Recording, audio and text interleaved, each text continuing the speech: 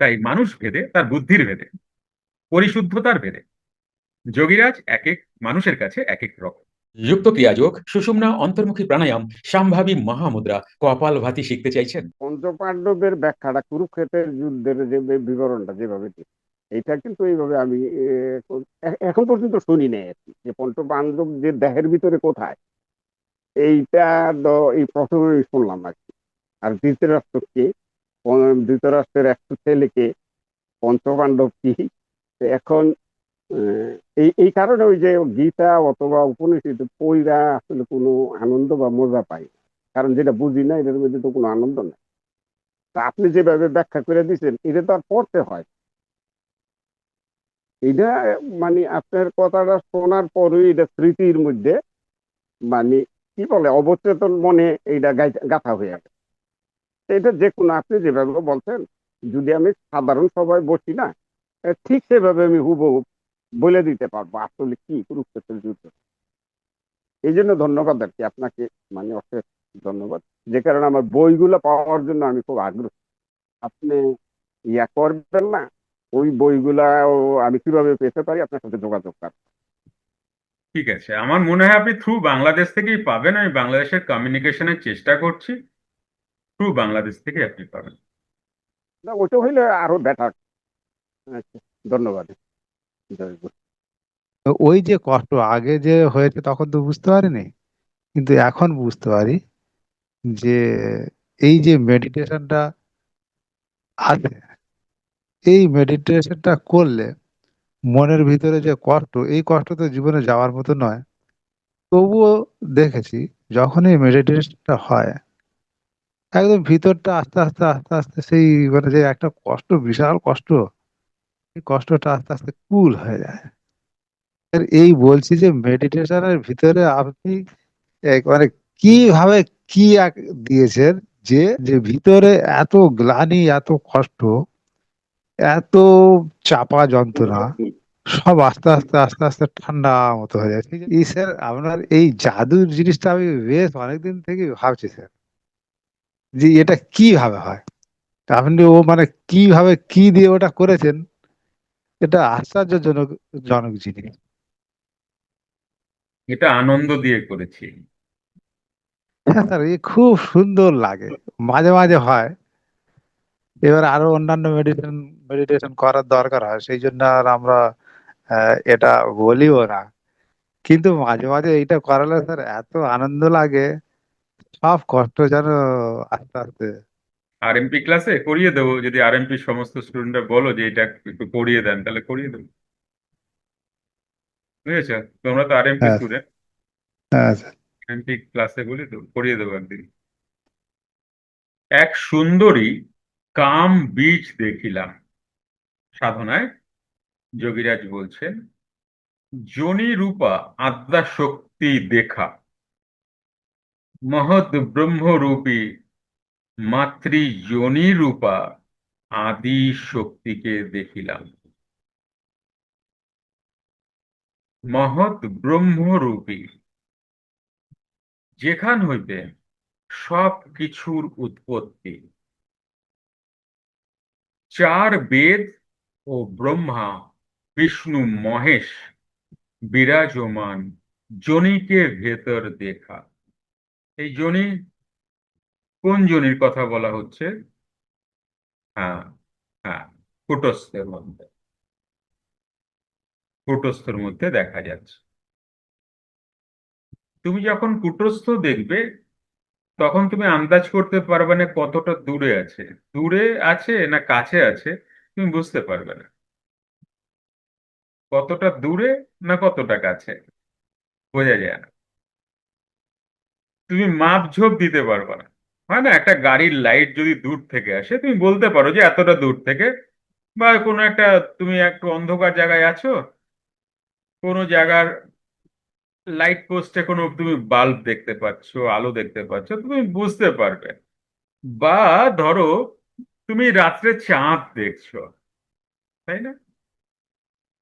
তুমি একটা তো আন্দাজ করতে পারো যে এটা অনেক দূরে আছে, কিন্তু অনেক কাছে আছে এটা আন্দাজ হয় না। হয়? হয় না? চাঁদ দেখলেন। কিন্তু তুমি যখন কুটস্থে দেখবে না, তখন তুমি অনেক দূরে আছে এমন এটাও যেমন বলতে পারবে না, আবার অনেক কাছে আছে এটাও বলতে পারবে না। এক অদ্ভুত মেজারমেন্ট। এই এই যে মহৎ ব্রহ্ম রূপী মাতৃ যোনি রূপা আদি শক্তি ত্রিকোণ, উহার মধ্যে চারি বেদ ও ব্রহ্মা বিষ্ণু মহেশ বিরাজমান দেখিলাম। সত্যগুণের আধিক্য হেতু দেবতাদি সকল দেখা যায়। তাহলে যে যত দেবতা তুমি দেখতে পাও বা যারা দেখতে পান, তারা এটা সত্য গুণের প্রভাবেই দেখতে পান। এখানেই শেষ নয়। তার মানে একটা জিনিস ভেবে দেখো, খুব সুন্দর বুঝে নাও জিনিসটা। যখন আমি গুণের মধ্যে আছি, বা সত্ত্বগুণে আছি, বা সুষুম্নাতেই শুধু আছি,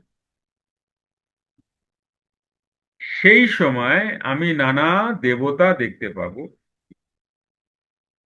যেহেতু গুণের মধ্যে আছি, সেহেতু আমি ব্রহ্মা বিষ্ণু মহেশও দেখতে পাবো।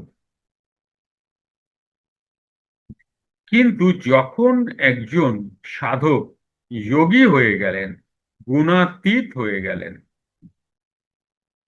যতক্ষণ গুণে আছেন, আরো ফিল্টার করে নাও, যতক্ষণ গুণে আছেন ততক্ষণ সাধক।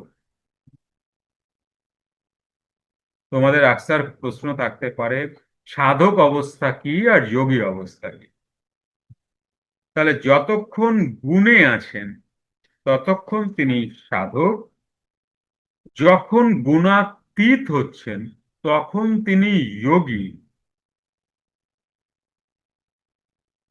এই যে যোগী অবস্থা, এই যোগী অবস্থায় কিন্তু ব্রহ্মা বিষ্ণু মহেশ তিনি নাও দেখতে পারেন।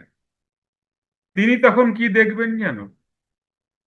সাধক দেখবেন ব্রহ্মা বিষ্ণু মহেশ, নানা রকমের দেব দেবীকে। কিন্তু যখন সাধক অবস্থা থেকে তুমি যোগী অবস্থায় যাচ্ছ, তখন কিন্তু তুমি কাকে দেখবে জানো? একটা অবধি, তারপর তো আর কিছু দেখা দেখি নাই। তুমি তখন দেখতে পাবে ভগবান শিব, ভগবান কৃষ্ণ, ভগবান রাম, ভগবান পদবাচ্য যারা, তাদেরকে দেখতে পাবে। তুমি যতক্ষণ গুণে আছো ততক্ষণ কিন্তু ভগবান পদবাচ্যকে দেখতে পাবে না, তুমি দেবতা পদবাচ্যকে দেখতে পাবে। কথাটা বুঝতে পেরেছো? যোগীরা যে সময়টা বলছেন না, किशुन को देखा, মহাদেব को देखा, মা को देखा, খেয়াল করে দেখো, ভালো করে অ্যানালিসিস করো, ওখানে কিন্তু যোগীরাজের যোগী অবস্থা, সাধক অবস্থা না। সাধক অবস্থা খুব তাড়াতাড়ি কমপ্লিট করে দিয়েছেন।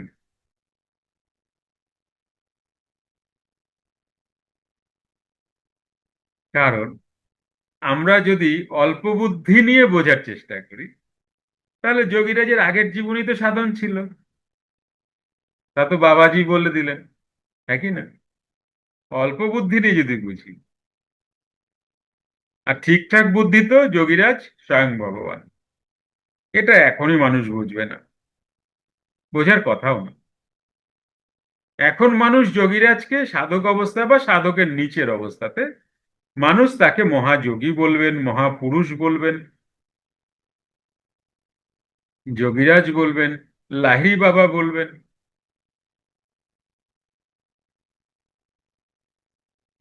একটা সময় গিয়ে যোগীরাজকে কি বলবেন? স্বয়ং ভগবান, স্বয়ং ব্রহ্ম। এই অবস্থাটা আর ওই অবস্থাটা একটা মানুষের কিন্তু অন্য। তাই মানুষ ভেদে, তার বুদ্ধির ভেদে, পরিশুদ্ধতার ভেদে যোগীরাজ এক এক মানুষের কাছে এক এক রকম। যুক্ত ক্রিয়াযোগ, সুষুম্না অন্তর্মুখী প্রাণায়াম, সম্ভাবী মহামুদ্রা, কপালভাতি শিখতে চাইছেন? প্রতি সপ্তাহে মঙ্গল, বুধ ও বৃহস্পতিবার রাত 8টা থেকে 9টা অবধি জুম অনলাইনে নিজের বাড়ি বসেই শিখতে পারবেন। যোগাযোগ জ্ঞানী গুরু কমিউনিটি, ফোন নাম্বার 9903680146।